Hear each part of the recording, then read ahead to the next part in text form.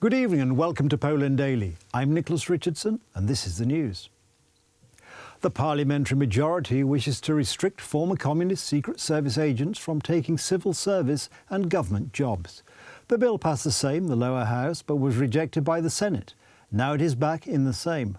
On the 11th of May, the Senate voted against an amendment to the civil service law. The bill was rejected by the votes of the opposition parties, which have a majority in the upper house of parliament. Now the bill is back in the lower house and is likely to be approved on Friday. All persons who were officers of the secret military services and secret collaborators of those services are no longer allowed to work in the civil service, in the public service. The most important provision relates to the prohibition of employment in the civil service and in government offices of persons who, in the period from the 22nd of July 1944 to the 31st of July 1990, served, worked in the state security organs or were collaborators of those organs within the meaning of the provisions of the so-called lustration law. Ombudsman Professor Marcin Wiącek has reservations about the amendment. A democratic state and the rule of law in which we live can hold accountable to draw consequences from people who acted for a totalitarian state, but this should be preceded by an individual assessment of each person's attitude. Antoni Macierewicz takes a different view.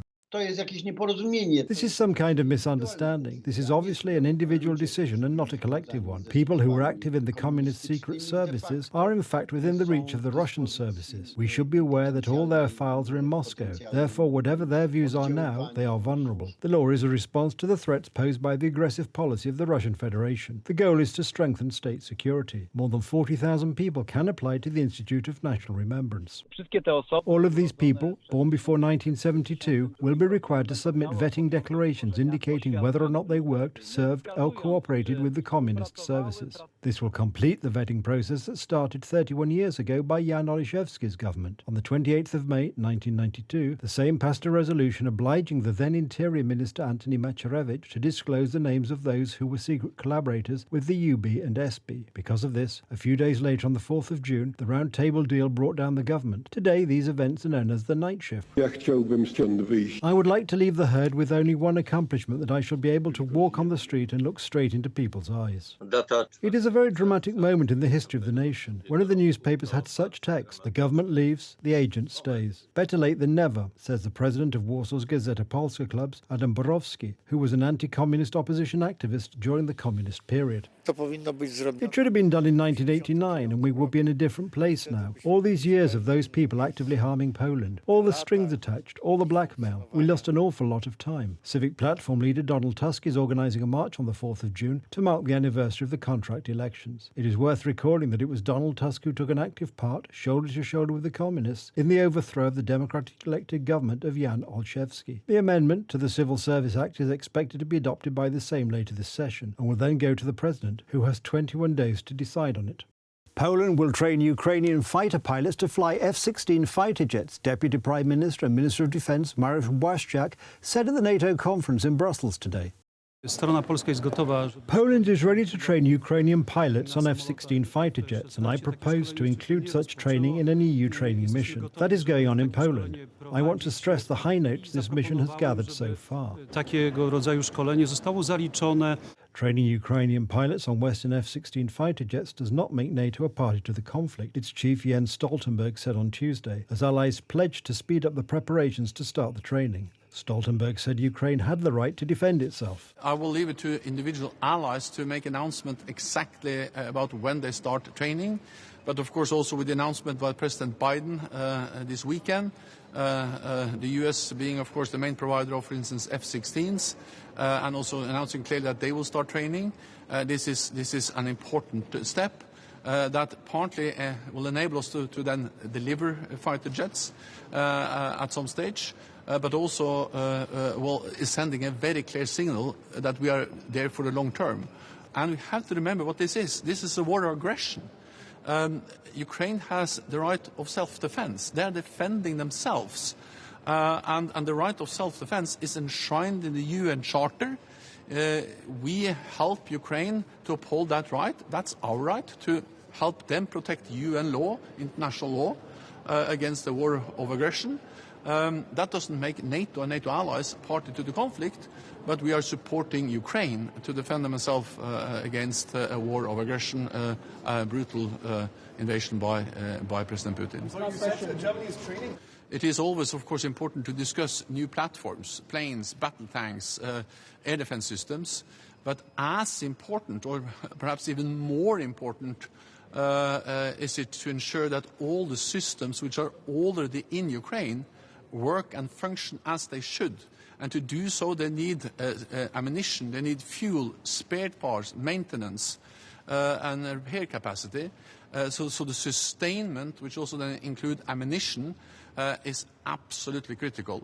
This is now a war of attrition, and a war of attrition becomes a battle of logistics, and then production, ramp-up production is absolutely key. On Monday, senior Russian diplomats said the transfer of F-16 jets to Ukraine would raise the question of NATO's role in the conflict. US President Joe Biden last week endorsed training programs for Ukrainian pilots on F-16s. Ukrainian President Volodymyr Zelensky assured Biden that the planes would not be used to cross into Russian territory. This is an important step that apparently will enable us then to deliver fighter jets at some stage, said Stoltenberg, who described the move as a very clear signal that we are there for the long term and that Russia cannot wait us out. The Russian Volunteer Corps still claims to occupy some Russian territory, and its members keep posting video clips to prove it. Russia said it had routed fighters who crossed the border from Ukraine after 2 days of combat in what appeared to be one of the biggest incursions of its kind of the 15-month-old war.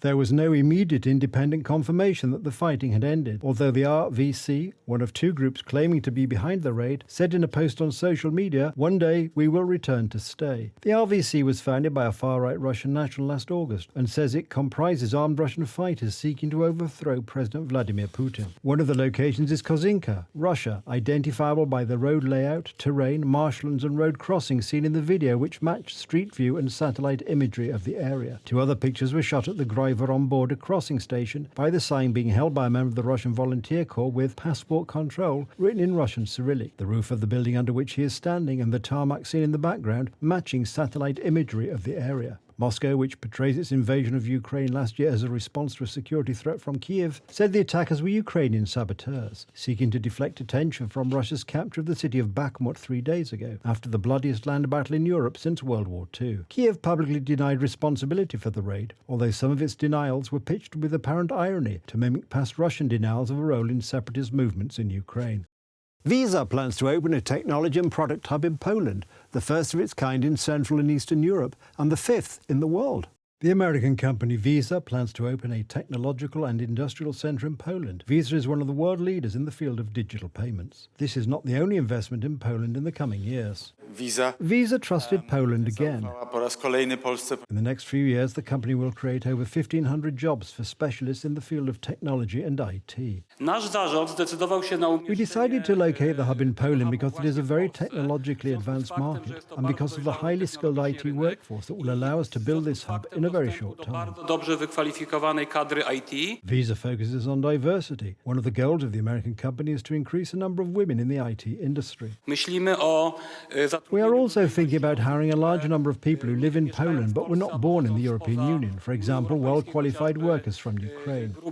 This is not the first such investment in Poland. At the end of April, the American company Microsoft opened the first cloud computing region in Central and Eastern Europe. It is one of the investments in the development of the Polish Digital Valley. For us, it is a confirmation of Poland's attractiveness. We often show rankings of how Poland attracts foreign investors, famous brands such as Google, Apple, Microsoft. We have a relatively well-educated workforce who want to work, also people from Ukraine. We have a work ethic that is weaker in Western Europe. Polish-American relations have not been so close for a long time, as was confirmed today by the head of the Ministry of Climate and Environment. On Thursday, a new partner will be announced who will join Polish nuclear power plants and Westinghouse in the construction of the first nuclear power plant in Poland. We have analysed various projects where there were delays and numerous problems. In many of these cases, the problem was that the contractor came in too late. It is important for the contractor to be involved in the project. Construction of the power plant is scheduled to begin in 2026. In turn, the first nuclear reactor should enter into operation in 10 years. We are doing our job. We are working on schedule. Our government maintains good relations with the American side. The Polish power power plant company has been conducting negotiations that will lead us to this Thursday's conference, where we will sign the deal. And this is crucial in this project.